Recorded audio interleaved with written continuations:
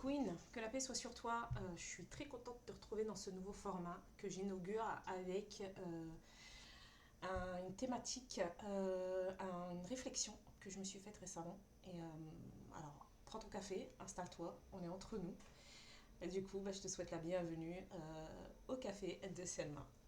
Aujourd'hui, je vais te parler d'une idée qu'on porte quasiment toutes, sans même s'en rendre compte. Tu sais, cette idée que le mariage, c'est une ligne d'arrivée.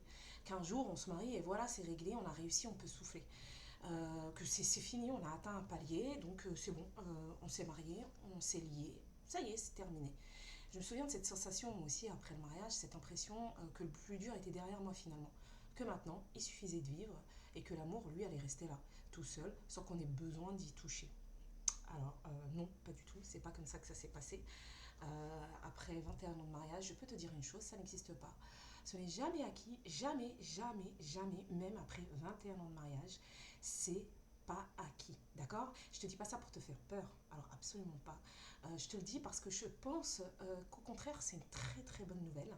Parce que si l'amour n'est jamais acquis, ça veut dire qu'il est toujours possible de le faire grandir, même après 15 ans, 20 ans, etc. Au contraire, c'est vraiment une très bonne nouvelle. Même dans les périodes où tu as l'impression que tout est figé, tu vois. Ce que j'ai compris avec le temps, c'est que le mariage heureux, c'est pas un état, c'est un entretien quotidien, un choix quotidien. C'est pas quelque chose de lourd, c'est pas une corvée, bien au contraire. C'est comme un jardin que tu affectionnes particulièrement. Tu ne plantes pas une fleur en te disant voilà, c'est bon, c'est fait, elle va pousser toute seule maintenant pour toujours, elle n'a pas besoin d'autre chose. Non, tu l'arroses, tu la regardes, tu enlèves les mauvaises herbes autour, parfois tu la déplaces vers la lumière. Le couple, c'est pareil. Et ça passe par des choses minuscules. Un message dans la journée, un regard un peu plus long le soir, se souvenir de demander comment s'est passée la réunion, le boulot, euh, le quotidien. Poser la main sur son épaule en passant, sans rien dire. Ce câlin, ce câlin demandé, euh, ce câlin volé même, ce câlin volé ou demandé, tu peux me faire un câlin? J'ai besoin d'un câlin quotidiennement. Ce pas des gestes spectaculaires, ce sont des petits choix répétés jour après jour.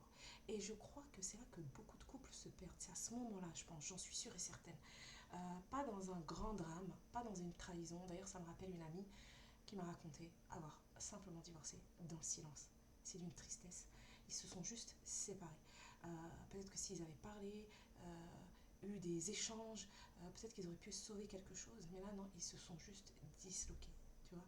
Donc c'est pas des gestes spectaculaires, ce sont des petits choix répétés jour après jour qui maintiennent le mariage, qui maintiennent le lien. Et je crois que c'est là que beaucoup de couples se perdent, pas dans un grand drame, pas dans une trahison, non, ils se perdent tout doucement dans l'oubli de ces petits gestes, dans la routine qui devient de l'indifférence, parce que la routine en soi c'est quelque chose de bien, c'est quelque chose de cool, c'est mon avis bien sûr, parce qu'il faut qu'on soit honnête. La routine en elle-même, c'est pas vraiment un problème. La routine, c'est un cocon. Elle peut être ce rituel du soir où on se raconte la journée. Ce café qu'on partage le dimanche matin, cette habitude de se dire je t'aime avant de dormir, même fatigué, même crevé, même fâché. Le vrai danger, c'est pas la routine. C'est quand la routine glisse vers le silence. Quand on arrête de se regarder vraiment. Quand on est là, côte à côte, mais plus vraiment présent l'un pour l'autre.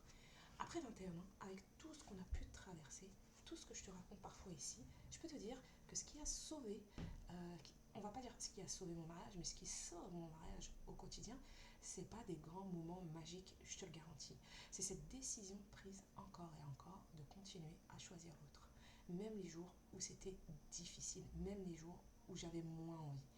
Alors ma queen, si aujourd'hui tu as l'impression que ton couple tourne un peu en rond, que c'est un peu plat, je veux pas que tu paniques, je veux pas que tu te dises c'est fini, on n'a plus rien à se dire. Non, je veux juste que tu te poses cette question avec douceur. Qu'est-ce que je peux arroser aujourd'hui? Un petit geste, une attention, un message, un regard, un repas partagé pour de vrai. C'est-à-dire quand je dis pour de vrai, c'est le téléphone il est posé, il n'y a pas de télé, il n'y a pas d'écran, il n'y a rien du tout. Un repas partagé que tous les deux à se demander si on n'a pas de sujet de conversation, si on ne sait pas à quoi dire, t'en penses quoi? T'as aimé? Je crois que c'est un peu trop salé. Tu penses que j'aurais dû rajouter ci ou ça? Est-ce qu'il te plaît ce plat? Etc. etc. Pourquoi même pas même faire le plat ensemble? Ça c'est vraiment trop trop bien.